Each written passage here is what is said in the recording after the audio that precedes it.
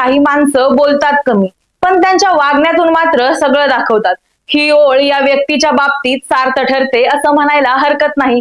राजकारणात काम कमी आणि तोंडाच्या वाफा दवडणं जास्त असताना या व्यक्तीने नेहमीच त्यांच्या कामाला आणि निष्ठेला महत्व दिलं आणि आता म्हणूनच त्यांच्यात असलेली क्षमता ओळखत शरद पवारांनीही त्यांचं कौतुक केलं. कोण हा असा व्यक्ती ज्याची राष्ट्रवादी काँग्रेस शरद पवार गटाचे समर्थक भावी मुख्यमंत्री म्हणून वाट पाहतायत? हा व्यक्ती होणार का महाराष्ट्राचा मुख्यमंत्री? कोणते फॅक्टर्स बनवताय त्याला मुख्यमंत्री पदाचा उमेदवार? जाणून घेऊया प्राईम संवादच्या आजच्या भागात. नमस्कार, मी सारिका. प्राईम संवाद या युट्यूब चॅनलवरती आपणा सर्वांचं स्वागत करते. जयंत पाटील राष्ट्रवादी काँग्रेस शरद पवार गटाचे निष्ठावान नेते. अर्ध्या पक्षाने साथ सोडली पण तरीही स्वतःची निष्ठा ढळून न देता शरद पवारांच्या मागे खंबीरपणे उभे राहिले. लोक त्यांना शरद पवारांचा उत्तराधिकारी मानतात. सध्या जयंत पाटलांचा भावी मुख्यमंत्री म्हणून त्यांच्या वाळवा मतदारसंघात जोरदार चर्चा आहे. का आहे ती चर्चा तेच बघूया, पण त्याआधी जयंत पाटलांचा राजकीय प्रवास जाणून घेऊया. जयंत पाटील हे राजकीय घराण्यातील आहेत. त्यांचे वडील राजाराम बापू पाटील हे महाराष्ट्रातील एक प्रसिद्ध राजकारणी आणि समाज सुधारक होते. जयंत पाटील यांनी वडिलांच्या पावलावर पाऊल ठेवून तरुण वयातच राजकारणात प्रवेश केला. जयंत पाटील यांनी गेल्या काही वर्षात महाराष्ट्र सरकारमध्ये अनेक महत्वाची खाती सांभाळली आहेत. त्यांनी 2000च्या सुरुवातीच्या काळात महाराष्ट्राचे अर्थमंत्री म्हणून काम केलं. त्यांच्या कार्यकाळात त्यांनी राज्याचा आर्थिक विकास, पायाभूत सुविधा प्रकल्प आणि आर्थिक सुधारणांवर लक्ष केंद्रित केलं. पाटील यांनी महाराष्ट्राचे गृहमंत्री म्हणूनही काम केलं, जिथे त्यांनी कायदा आणि सुव्यवस्था, अंतर्गत सुरक्षा आणि पोलीस सुधारणांवर देखरेख केली. अलीकडच्या वर्षात ते जलसंपदा विभागाची जबाबदारी होते. महाराष्ट्रातील दुष्काळी भागात सिंचन प्रकल्प आणि पाणी व्यवस्थापन समस्यांवर काम केलंय. जयंत पाटील सध्या महाराष्ट्रात राष्ट्रवादी काँग्रेस पक्षाचे प्रदेशाध्यक्ष म्हणून काम पाहत आहेत. हे पद त्यांनी 2019 मध्ये स्वीकारलं होतं. या भूमिकेत पक्षाची रणनीती तयार करण्यात ते महत्वपूर्ण भूमिका बजावतात. मविया स्थापन करण्यात त्यांची महत्वाची भूमिका राहिली आहे. विधानसभा निवडणुकीनंतर 2019 मध्ये सत्तेवर आलेल्या महाविकास आघाडी सरकारच्या स्थापनेत जयंत पाटील यांचा मोलाचा वाटा होता.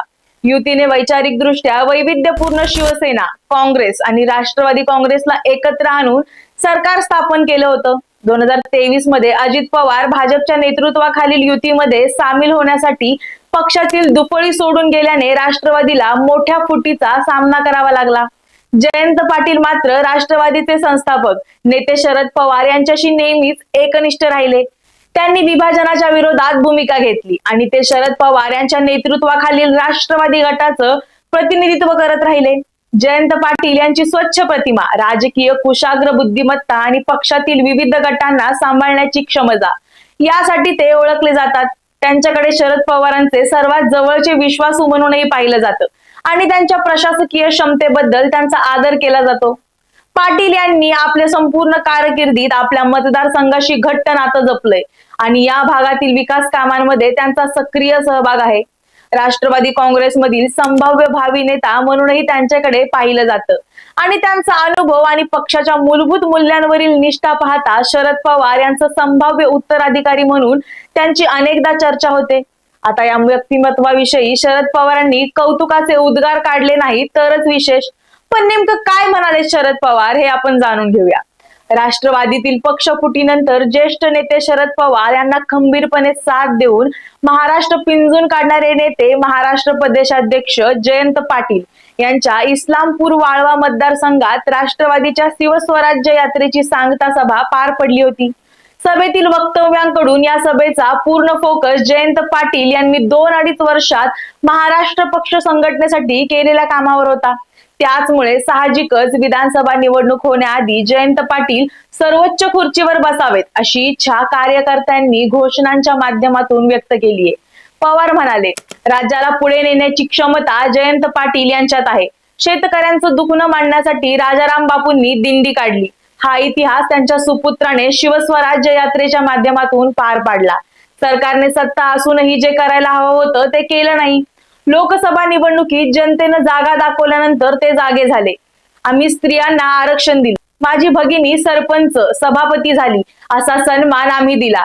सन्मान करायचा असेल तर तो टिकाऊ व कायमस्वरूपी पाहिजे. लाडकी बहीण योजनेला पैसे नाहीत, स्त्रियांवर अत्याचार सुरू आहेत, शैक्षणिक संस्थात अत्याचार होतोय, हे चित्र बदललं पाहिजे. उद्याचा महाराष्ट्र कसा असायला हवा याची भूमिका वसंतदादा, राजाराम बापू यासारख्यांनी घेतली. त्यांनी शक्तिशाली महाराष्ट्र घडवण्याची भूमिका घेतली.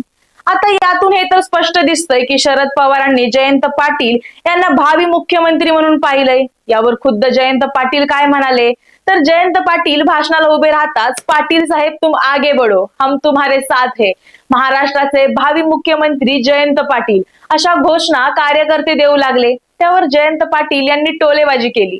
अरे बाबांनो, घोषणा देऊन मुख्यमंत्री होता येत नाही, लय उठाबशा काढाव्या लागतात, असं म्हणत त्यांनी कार्यकर्त्यांना शांत केलं. पण शरद पवार कधी काही उगीच बोलत नाहीत, हे तर आता तुम्हा आम्हा सर्वांनाच माहितीये. मग खरंच जयंत पाटील महाराष्ट्राचे मुख्यमंत्री होऊ शकतील का? आता असे अंदाज का बांधले जात आहेत ते बघू. तर सर्वात महत्वाचं म्हणजे जयंत पाटील यांचा राष्ट्रवादी काँग्रेस पक्षात, विशेषतः महाराष्ट्राच्या राजकारणात मोठा प्रभाव आहे. ते पक्षाचे बराच काळ निष्ठावंत राहिलेले आहेत आणि त्यांना पुरेसा अनुभव असलेले ज्येष्ठ नेते आहेत. ते जयंत पाटील हे ज्येष्ठ राजकारणी आणि राष्ट्रवादीचे संस्थापक सदस्य आहेत. त्यांनी महाराष्ट्रातील राष्ट्रवादी काँग्रेसचे प्रदेशाध्यक्ष आणि राज्य सरकारमध्ये अर्थ आणि जलसंपदा मंत्री अशी महत्वाची पदं भूषवली आहेत. पक्षाशी त्यांचा दीर्घकाळ असलेला संबंध त्यांना मजबूत विश्वासार्हता आणि प्रभाव देतो. राष्ट्रवादीचे संस्थापक शरद पवार यांचे ते विश्वासू म्हणून जयंत पाटील यांची पक्षाची रणनीती तयार करण्यात महत्वाची भूमिका आहे. पवारांशी असलेल्या त्यांच्या जवळीकतेमुळे त्यांना पक्षाच्या महत्वाच्या निर्णयांमध्ये आणि धोरणात्मक दिशानिर्देशांमध्ये बोलण्याची संधी मिळाली आहे. जयंत पाटील हे सांगली जिल्ह्यातील असून त्यांना पश्चिम महाराष्ट्रात मजबूत आधार आहे. या कृषीदृष्ट्या महत्वाच्या प्रदेशातील त्यांना प्रभाव त्यांना राष्ट्रवादी काँग्रेससाठी महत्वाची व्यक्ती बनवतो, जे आपला मतदार आधार राखण्यासाठी प्रादेशिक नेत्यांवर अवलंबून असतात. गटबाजी किंवा पक्षांतर्गत आव्हानांच्या काळात जयंत पाटील यांनी अनेकदा विविध नेते आणि गटांमध्ये मध्यस्थ म्हणूनही काम केलं आहे आणि राष्ट्रवादी काँग्रेसमध्ये एकता टिकून ठेवण्यास मदत केली आहे. त्यांची शांत आणि संयोजित नेतृत्व शैली त्यांना राजकीय वाटाघाटी दरम्यान एक प्रभावशाली व्यक्ती बनवते. दुसरं कारण म्हणजे त्यांचा पश्चिम महाराष्ट्रात असणारा विशेष प्रभाव. जयंत पाटील यांचा पश्चिम महाराष्ट्रात प्रभाव लक्षणीय आहे, त्यामुळे ते या भागातील प्रमुख राजकीय व्यक्तींपैकी एक आहेत. जयंत पाटील हे सांगली जिल्ह्याचे असून जो पश्चिम महाराष्ट्राचा कृषी समृद्ध भाग आहे. त्यांनी सांगलीतील इस्लामपूर मतदारसंघाचे अनेक वेळा प्रतिनिधित्व केलं असून मतदारांशी सखोल संबंध असलेले स्थानिक नेते म्हणून त्यांचं स्थान अधिक मजबूत केलंय. पश्चिम महाराष्ट्रात विशेषतः साखर सहकारी, बँकिंग आणि कृषी क्षेत्रात मजबूत सहकारी चळवळ आहे. जयंत पाटील यांचा या क्षेत्रांशी जवळचा सहभाग असल्याने त्यांना शेतकरी आणि सहकारी नेत्यांशी मजबूत संबंध निर्माण करण्यास मदत झालीय. अर्थव्यवस्था आणि राजकारण या दोन्हींमध्ये सहकारी संस्थांची महत्वपूर्ण भूमिका असलेल्या या प्रदेशात हा प्रभाव महत्वाचा आहे. पश्चिम महाराष्ट्रात मराठा समाज राजकीय आणि सामाजिक दृष्ट्या प्रबळ आहे आणि जयंत पाटील हे स्वतः मराठा असल्याने त्यांना या गटाचा मोठा पाठिंबा आहे. परंपरेने राष्ट्रवादीला पाठिंबा देणाऱ्या समाजाकडून त्यांचं नेतृत्व ओळखलं जातं आणि त्यांचा आदरही केला जातो. पश्चिम महाराष्ट्र हे राष्ट्रवादीचे संस्थापक शरद पवार यांचं मूळ घर आहे आणि जयंत पाटील यांच्या पवारांशी असलेल्या घनिष्ठ संबंधांमुळे या प्रदेशात त्यांचं स्थान वाढलं आहे. पवारांच्या पाठिंब्यामुळे पाटील या राजकीय दृष्ट्या महत्वाच्या प्रदेशात पक्षाच्या हिताचे प्रतिनिधित्व करणारे सर्वोच्च नेते म्हणून उदयास आलेत. गेल्या काही वर्षापासून जयंत पाटील हे पश्चिम महाराष्ट्रातील प्रमुख विकास उपक्रमांमध्ये सहभागी झाले आहेत. विशेषतः पायाभूत सुविधा, सिंचन आणि जल व्यवस्थापनाशी संबंधित जे प्रदेशाच्या कृषी अर्थव्यवस्थेसाठी महत्वपूर्ण आहेत. जलसंपदा मंत्री म्हणून त्यांच्या कार्यकाळात त्यांनी सिंचन सुविधा सुधारण्यावर लक्ष केंद्रित करण्याची परवानगी मिळाली आणि शेतकऱ्यांमध्ये त्यांना पाठिंबा मिळाला. राष्ट्रवादी काँग्रेसच्या महाराष्ट्र शाखेचे अध्यक्ष या नात्याने जयंत पाटील यांचे पश्चिम महाराष्ट्रातील पक्षाच्या संघटनात्मक कामकाजावर लक्षणीय नियंत्रण आहे. उमेदवार निवड, निवडणुकीची रणनीती आणि प्रदेशात पाठिंबा मिळवण्यात त्यांची महत्वाची भूमिका आहे, ज्यामुळे ते इथे राष्ट्रवादीचे वर्चस्व राखण्यात मध्यवर्ती व्यक्ती बनतात. जयंत पाटील हे त्यांच्या शांत आणि संयमी नेतृत्वासाठी ओळखले जातात, जे त्यांना राष्ट्रवादी काँग्रेसमध्ये आणि काँग्रेस आणि शिवसेनेसारख्या युती भागीदारांमध्ये एकत्रित आणणारं व्यक्तिमत्व म्हणून ओळखले जातात. संघर्षात मध्यस्थी करण्याची आणि कठीण परिस्थितीत पक्ष एकता टिकवून ठेवण्याची त्यांची क्षमता त्यांना मुख्यमंत्र्यांच्या भूमिकेसाठी एक विश्वासार्ह उमेदवार बनवते, विशेषतः युती सरकारच्या सेटिंग मध्ये जिथे अशी कौशल्य आवश्यक असतात. आता जर ज्या पक्षाला जास्त मतं त्या पक्षाचा मुख्यमंत्री ही सिस्टीम लावली गेली तर जयंत पाटील हे राष्ट्रवादी काँग्रेस मधून मुख्यमंत्री पदाचे दावेदार असू शकतात. जर राष्ट्रवादी काँग्रेस पक्ष सर्वात मोठा पक्ष म्हणून उदयास आला किंवा युतीमध्ये प्रबळ शक्ती म्हणून उदयास आली तर साहजिकच मुख्यमंत्री पदाच्या निवडीमध्ये त्यांची भूमिका अधिक मजबूत असेल. यावेळी जयंत पाटील यांचं नाव सुचवलं जाऊ शकतं. आता अर्थात हे लक्षात घ्यायला हवं की इथे सुप्रिया सुळे यांच्यासारख्या इच्छुक तरुण नेत्यांकडून त्यांना स्पर्धेला सामोरं जावं लागू शकतं. पण जर राष्ट्रवादीने खऱ्या लोकशाहीचा रस्ता धरला तर जयंत पाटील यांचा अनुभव आणि त्यांचं नेतृत्व लक्षात घेऊन त्यांना संधी मिळू शकते. अर्थात अंतिम निर्णय देखील पक्षाच्या नेतृत्वावर म्हणजे शरद पवार यांच्या धोरणात्मक विचारांवर अवलंबून असेल. दीर्घकालीन गणिते मांडून राजकीय निर्णय घेण्यासाठी पवार यांची ओळख आहे हे आपण जाणून आहातच. पक्ष आणि राज्याचे नेतृत्व करण्यासाठी जयंत पाटील हेच सर्वोत्तम पर्याय आहेत असं त्यांचं मत असेल तर पाटील यांना भक्कम पाठिंबा असेल. त्यांची स्वच्छ प्रतिमा, प्रशासकीय अनुभव आणि पक्षाला एकत्र आणण्याची क्षमता त्यांना एक सक्षम उमेदवार बनवतंय. आता जर जयंत पाटील मुख्यमंत्री झाले तर काय होईल? तर जयंत पाटील महाराष्ट्राचे मुख्यमंत्री झाले तर ते राज्याच्या राजकीय गतिमानतेत लक्षणीय बदल घडून आणतील आणि राज्यकारभार, धोरणे आणि राष्ट्रवादी काँग्रेस पक्षाच्या अंतर्गत कामकाजात अनेक बदल घडवून आणतील. मुख्यमंत्री या नात्याने अलीकडच्या वर्षात बदलत्या आघाड्यांसह महाराष्ट्रातील राजकीय गोंधळ लक्षात घेऊन ते राज्यकारभारातील स्थिरतेला प्राधान्य देतील.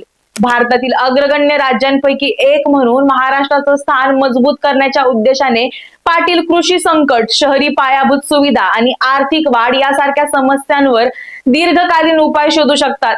पाटील हे शेतकऱ्यांचं कल्याण, ग्रामीण विकास आणि सिंचन प्रकल्पांना प्राधान्य देतील. विशेषतः दुष्काळी प्रदेशात उत्तम पाणी व्यवस्थापन व्यवस्था सुनिश्चित करतील. सहकारी क्षेत्रातील त्यांची पार्श्वभूमी सहकारी चळवळीला अधिक सक्षम आणि आधुनिक बनवणारी धोरणं आणू शकते. ग्रामीण भागात तिचा पोहोच आणि कार्यक्षमता सुधारते. त्यांनी मराठा आरक्षणाची मागणी मुत्सद्दीपणे हाताळणे, मराठा समाजाच्या हिताचा इतर गटांशी समतोल राखणे आणि सामाजिक समरसता सुनिश्चित करणे अपेक्षित आहे.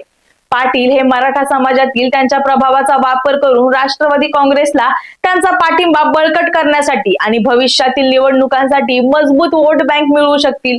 जयंत पाटील हे महाराष्ट्राचे मुख्यमंत्री झाले तर त्यांचा कार्यकाळ स्थिरता, कार्यक्षम प्रशासन आणि कृषी, ग्रामीण विकास आणि आर्थिक विकासांवर भर देणारा असू शकतो. एकंदरीतच बोलायचं झालं तर जयंत पाटील मुख्यमंत्री झाले तर राष्ट्रवादीला महाराष्ट्रात चांगले दिवस येऊ शकतात. पण अर्थात इथेही राष्ट्रवादीचे किंग मेकर हे शरद पवार ठरतात. त्यामुळे या बाबतीत शरद पवार काय भूमिका घेतात हे पाहणं महत्वाचं ठरणार आहे. याबाबत तुम्हाला काय वाटतं? शरद पवारांच्या राष्ट्रवादी काँग्रेसला जर या विधानसभा निवडणुकीत जास्त मतं मिळाली आणि त्यांच्याकडे जर मुख्यमंत्री पदाचा चेहरा ठरवण्याची वेळ आली तर ते जयंत पाटलांचं नाव पुढे करतील का? जयंत पाटील यांच्या नेतृत्वाबाबत तुमचं मत काय आहे हे आम्हाला कमेंट सेक्शन मध्ये नक्की सांगा आणि प्राईम संवाद या युट्यूब चॅनलला सबस्क्राईब करायला विसरू नका. धन्यवाद.